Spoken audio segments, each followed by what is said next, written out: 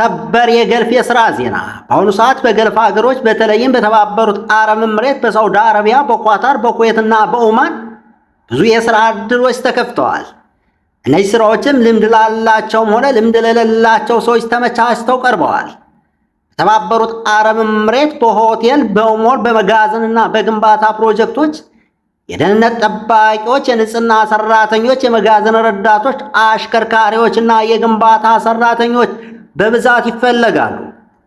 ደሞዝ በስራ አይነት ይለያል እና መኖሪያ ትራንስፖርት በብዙ ቦታዎች በኩባንያ ይሰጣል።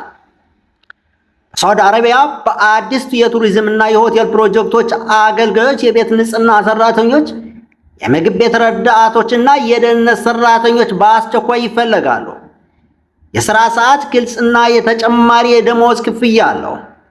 በኳታር በአየር ማረፊያ፣ በመገበያ ማዕከላትና በትልልቅ ኩባንያዎች የንጽህና ሰራተኞች፣ የሽያጭ ረዳቶች፣ የአገልግሎት ሰራተኞች ይፈለጋሉ።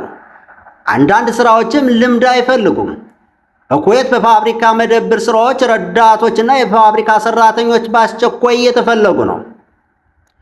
በኦማን በአዲስ የግንባታ ፕሮጀክቶች ኤሌክትሪሻኖች፣ ፕላምበሮችና ረዳቶች ይፈለጋሉ።